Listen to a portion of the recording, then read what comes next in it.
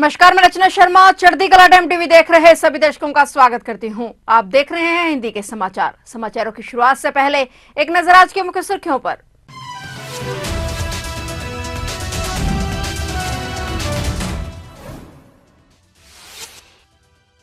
आज फिर संसद में भारी हंगामा। लोकसभा में बजट पर चर्चा, विपक्ष ने की बड़ी तैयारी। केसी वेणुगोपाल और रेणुका चौधरी ने दिया स्थगन प्रस्ताव।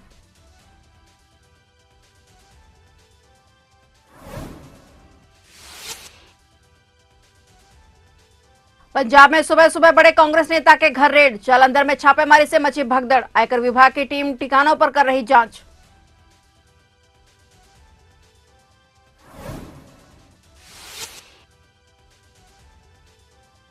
₹7,80,00,000 के सोने के सिक्के बरामद। दिल्ली एयरपोर्ट पर 10 किलो से ज्यादा सोना पकड़ा। खजाने को छुपाकर लेकर जा रहे थे यात्री।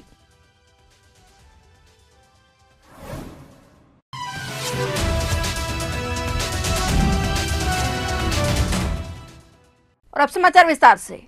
आज फिर संसद की कार्रवाई शुरू होते ही संसद के दोनों सदनों में भारी हंगामा देखने को मिला और विपक्ष अमेरिका से वापस भेजे गए भारतीय प्रवासियों के मुद्दे पर सरकार से जवाब की मांग कर रहा है। इस बीच लोकसभा में केंद्रीय बजट 2025-26 पर चर्चा होगी, लेकिन कांग्रेस ने दशकीय जनगणना नहीं कराने को लेकर प्रधानमंत्री नरेंद्र मोदी के नेतृत्व वाली सरकार पर निशाना साधा। उन्होंने कहा कि यह अनावश्यक विलंब कई सामाजिक नीतियों और कार्यक्रमों को नुकसान पहुंचा रहा है। वहीं कांग्रेस सांसद केसी वेणुगोपाल ने अमेरिकी सरकार द्वारा अवैध भारतीय प्रवासियों के चल रहे अचानक निर्वासन पर चर्चा करने के लिए लोकसभा में स्थगन प्रस्ताव दिया है। उनका कहना है कि सरकार को इस मुद्दे पर अपना रुख स्पष्ट करना चाहिए और अमेरिकी अधिकारियों के साथ बातचीत करने और निर्वासित व्यक्तियों के साथ सम्मानजनक व्यवहार सुनिश्चित करने के लिए किए जा रहे कूटनीतिक उपायों की रूपरेखा तैयार करनी चाहिए। कांग्रेस सांसद रेणुका चौधरी ने अमेरिका में अवैध रूप से रह रहे भारतीय नागरिकों के निर्वासन पर चर्चा करने के लिए नियम 267 के तहत राज्यसभा में कार्य स्थगन नोटिस दिया। वहीं आप सांसद संजय सिंह ने भी राज्यसभा में कार्य स्थगन नोटिस दिया और संसद के दोनों सदनों में आज हंगामे के चलते भारी विरोध हुआ।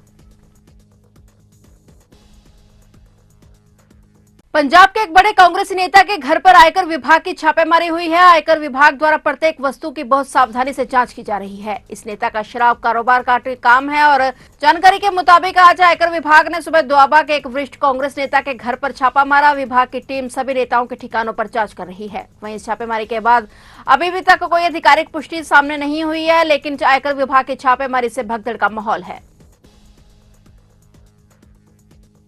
दिल्ली के इंदिरा गांधी अंतर्राष्ट्रीय हवाई अड्डे पर सीमा शुल्क विभाग को बड़ी सफलता हाथ लगी है। दिल्ली एयरपोर्ट पर 2 यात्रियों के पास से 10 किलो 92 ग्राम सोने के सिक्के बरामद किए गए हैं, जिनकी कीमत ₹7,80,00,000 रुपए बताई जा रही है। दोनों आरोपी कश्मीर के रहने वाले हैं। सीमा शुल्क विभाग ने बताया कि आईजीआई एयरपोर्ट नई दिल्ली के कस्टम विभाग की एयर इंटेलिजेंस यूनिट से फ्लाइट के जरिए मिलान से आने वाले कश्मीर के 2 पुरुष यात्रियों, जिनकी उम्र 45 और 43 वर्ष है, उन्हें रोका गया। जब उनकी व्यक्तिगत तलाशी ली गई तो दोनों से 10 किलो 92 ग्राम सोना बरामद हुआ। इसकी कीमत लगभग ₹7,80,00,000 रुपए है। यात्रियों को कस्टम अधिनियम 1962 के तहत आगे की जांच के लिए हिरासत में ले लिया गया है।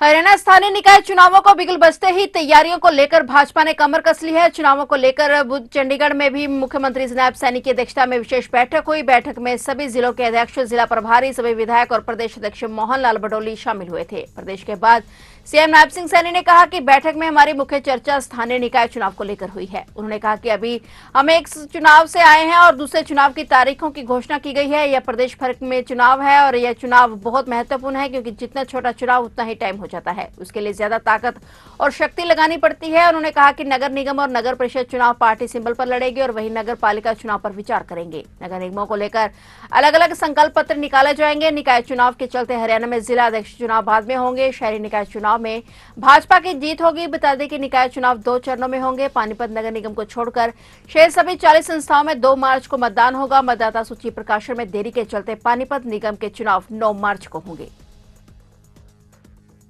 भगोड़े कारोबारी विजय माल्या ने कर्नाटक हाईकोर्ट में याचिका दायर की, जिसमें उन्होंने बैंकों से लोन रिकवरी का पूरा ब्यौरा देने की मांग की है। इस मामले में सीनियर एडवोकेट साजन पोइया ने माल्या की ओर से पैरवी की। माल्या के वकील के अनुसार 6,200 करोड़ रुपए चुकाने थे, लेकिन 14,000 करोड़ से ज्यादा की रिकवरी हो चुकी है। माल्या के वकील ने बहस के दौरान तर्क दिया कि लोन रिकवरी अधिकारी के अनुसार 10,200 करोड़ की वसूली हो चुकी है, लेकिन पूरी राशि चुकाने के बावजूद रिकवरी की प्रक्रिया जारी है। इसलिए उन्होंने बैंकों को निर्देश देने की मांग की है कि वे लोन रिकवरी की पूरी जानकारी दें। इस याचिका पर सुनवाई करते हुए न्यायमूर्ति आर देवदास की अध्यक्षता वाली हाईकोर्ट बेंच ने बैंकों और लोन रिकवरी अधिकारियों को नोटिस जारी किया है। माल्या ने कहा कि अगर प्रवर्तन निदेशालय और बैंक यह कानूनी रूप से साबित नहीं कर सकते कि उन्होंने 2 गुना से ज्यादा रकम कैसे वसूल की तो मुझे राहत मिलनी चाहिए। मैं इसके लिए कानूनी रास्ता अपनाऊंगा। बता दें कि विजय माल्या इस समय लंदन में है और भारत सरकार उनके प्रत्यर्पण की कोशिशों में जुटी हुई है। बिहार के मोतिहारी जिले से एक दर्दनाक घटना सामने आई है, जहां शराब के भरे हुए ड्रम में डूबने से 4 साल के बच्चे की मौत हो गई। बच्चे की दर्दनाक मौत के बाद परिजनों में मातम का माहौल है। उधर स्थानीय पुलिस मौके पर पहुंच की घटना के जांच पड़ताल में जुटी हुई है। जानकारी के मुताबिक दक्षिणी मनसिगा पंचायत के वार्ड नंबर 5 में नदी के पास लोग मां सरस्वती का विसर्जन कर रहे थे और नदी के किनारे गड्ढा खोदकर शराब बनाने वाले ड्रम रखे हुए थे, जिसके ऊपर पुआल डालकर उसे छिपाया गया था। मूर्ति विसर्जन में शामिल लोगों को पुआल के कारण नीचे ड्रम होने की जानकारी नहीं थी। इसी बीच 4 वर्षीय बालक ड्रम में डूब गया, जिससे उसकी घटनास्थल पर ही मौत हो गई। मृतक बच्चे की पहचान उक्त गांव निवासी हिरोल साहनी की पुत्र संजय कुमार के रूप में हुई है। उधर घटना की सूचना मिलते ही स्थानीय पुलिस मौके पर पहुंची। पुलिस ने शव को अपने कब्जे में लेकर पोस्टमार्टम के लिए भेज दिया है। इसके साथ ही पुलिस मामले की जांच पड़ताल करने में जुट गई है।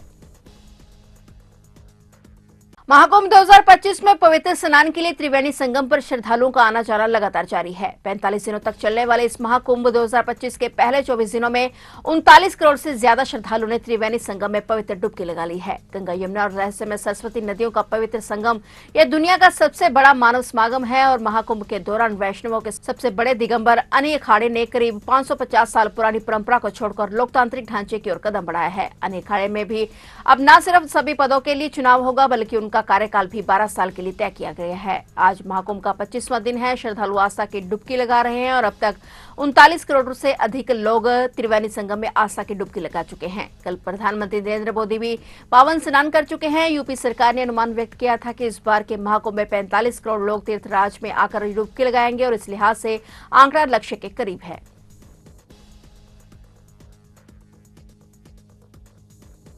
इटावा जिले के बकेवर इलाके में दिल्ली से महाकुंभ जा रही बस के एक ट्रक से टकराने से 40 श्रद्धालु गंभीर रूप से घायल हो गए। घायलों को मुख्यालय के डॉक्टर भीमराव अंबेडकर राजकीय संयुक्त चिकित्सालय में भर्ती कराया गया और इसमें से 4 की नाजुक हालत बताई जा रही।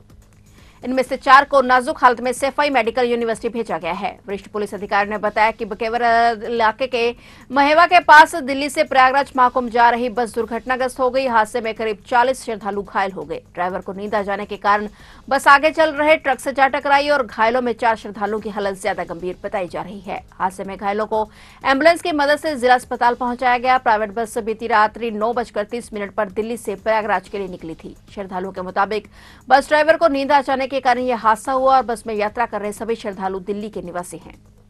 ये मैं राम कथा मेरा प्रोफेशन तो नहीं करना जाना चाहिए, सेवा है और ये सारे लोग हमारे अपने हैं। मैं दिल्ली से प्रयागराज के लिए चला था। हाईवे पे जब आया इटावा डिस्ट्रिक्ट में तो जो बस के ड्राइवर थे थोड़ी देर पहले वो रुक के चाय पिया, उन्होंने सब पैसेंजर ने भी चाय पिया और उसके बाद गाड़ी 10 मिनट चली होगी। जहाँ तक हमें लगता है कि उन्हें नींद आई और उन्होंने 1-2 बार लेफ़्ट राइट किया। हम लोगों ने कहा क्या कर रहे हो, तो इतने में डंपर को मार दिया। लगभग 100 की स्पीड में हाईवे पर गाड़ी थी और जब मारा तो जब तक हम लोगों ने समझा कि कुछ हो गया तब तक तो सबके खून जा रहे थे। तो आप देख रहे थे हिंदी के समाचार और नए समाचारों के साथ फिर से हाजिर होंगे। तब तक के लिए देखते रहिए चढ़ती कला टाइम टीवी और मुझे दीजिए इजाजत। धन्यवाद।